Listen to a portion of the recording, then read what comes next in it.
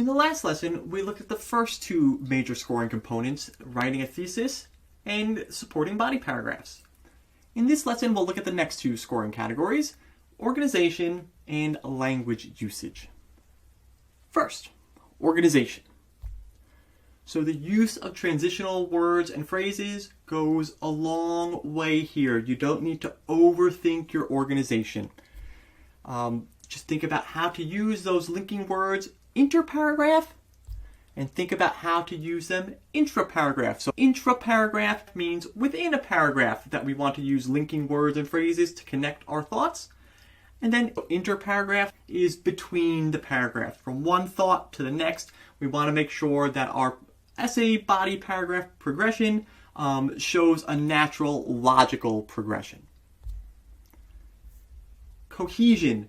So this means that all the thoughts go together. So again, we don't want to jump from one body paragraph that is on thought A, and then the next body paragraph is about thought Z, and the grader is thinking, well, what happened to everything in the middle? How did we get from point A to point Z without some sort of clear connecting path?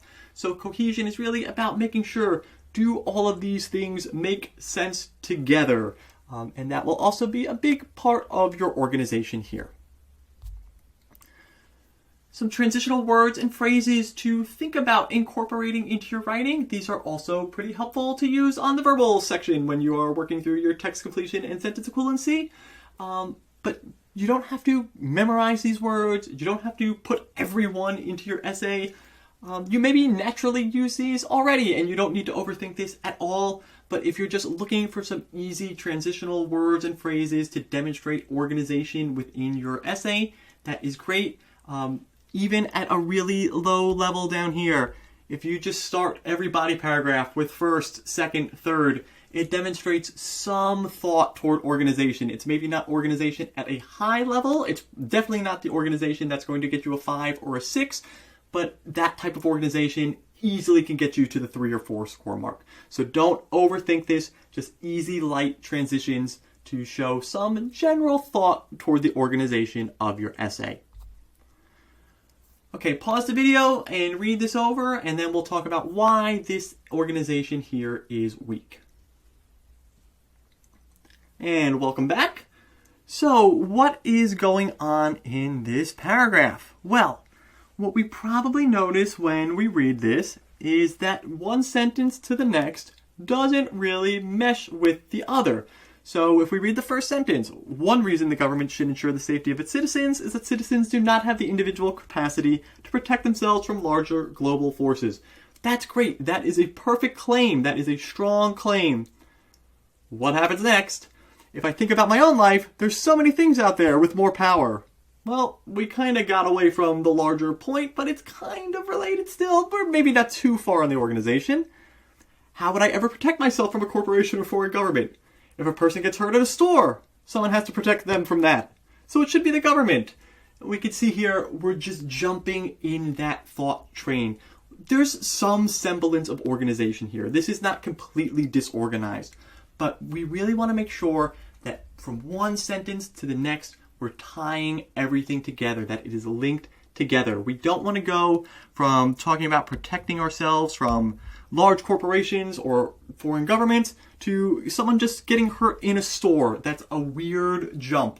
We want to make sure, again, that our thoughts follow a logical chain here and that there are no gaps in our logic from sentence to sentence. Let's contrast that with some strong organization here. Go ahead, pause this, and then we'll talk about what makes this strong. Okay, so first thing off the bat, you probably noticed there are just lots of these organizational words and phrases mixed in here further because, again, at a very, very low level, that's all we need to do to demonstrate some semblance of organization here.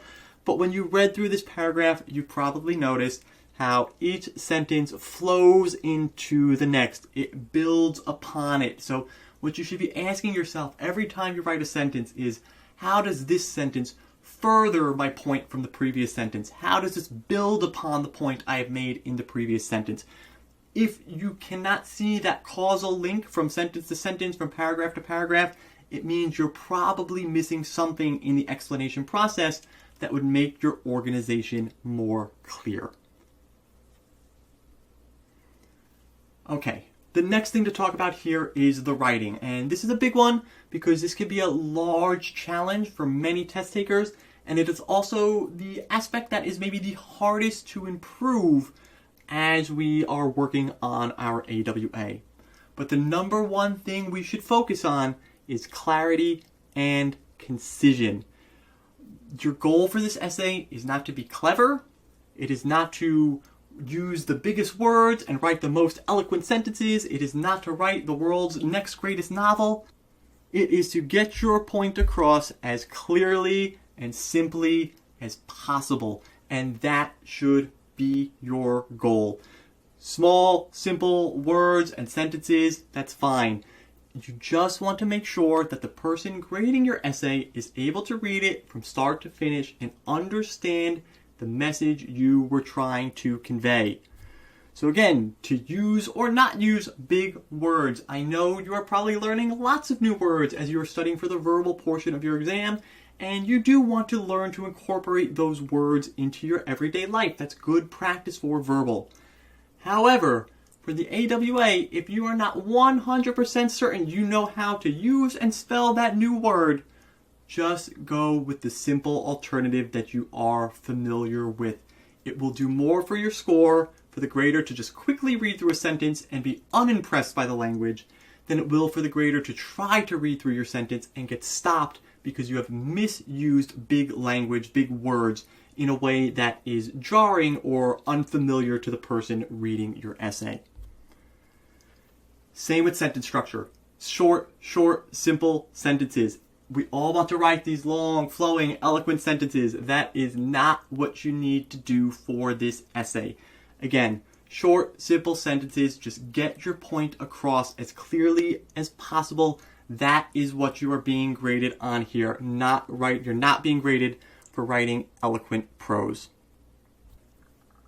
And let's see a perfect example of what students try to do on the AWA that they should avoid. So go ahead, pause this, try to read this sentence, look up the words you don't know, and then we will talk about why you should not do this on the GRE. Okay, so I'm not even going to try to read this one back to you because I can't even pronounce half of the words here. And if it weren't for spell check, I wouldn't even be able to spell most of the words here, and I probably couldn't use them correctly either. This sounds like the thing we all are supposed to be doing for this task. This sounds like the way we think we should be writing when we're writing for the AWA. But this is not good. And the truth of the matter is, the grader reading this sentence probably doesn't even know what this sentence says. And most of us at home probably don't know what this sentence says either. So it's time for the big reveal. Sometimes people use big words to sound smart, but just confuse everyone. And that is all this sentence really says here. And when we put it in this plain, simple English, it actually does sound more eloquent and more intelligible because anyone reading this second sentence can understand it, while even English scholars with PhDs might not understand this first sentence. There is no reason for you to fall into the trap of trying to write like that top sentence. All we should be doing is focusing on clarity and concision. Short, simple sentences with simple words to get our point across as clearly and simply as possible. Error-free writing. So this is why we want to focus on clarity and concision. The shorter and simpler our sentences and words are, the less prone we will be to writing and creating errors. To edit or not to edit. So this is a big question, and this will mostly come down to your natural writing abilities. On the AWA, you do not have access to spell check or grammar check. But if you were to cut and paste your essay into a document that has spell check and grammar check, if you would notice lots of red and green lines, you probably need to go back and edit. The idea here is if the grader can read through your essay without stopping, without pausing, without trying to figure out what you were intending to mean, you don't have anything to worry about. But if the person reading your essay is going to be stopped every sentence trying to discern what this typo means, or what this misspelling means, or what this poorly constructed sentence means, that will hurt your score. So your decision on whether to edit or not is strictly based on, if someone were to read this essay, would they be able to read it easily, or would they struggle to read it? And if they could read it easily, don't worry about any minor typos or errors that may be in there. But if they would struggle to read it, you will need to budget some time to go edit. Let's look at some examples of this. So pause the video and read this paragraph. Okay, so again, you won't see these red and blue, green lines on the screen when you're writing your actual AWA, but we have them here just to highlight some of the mistakes.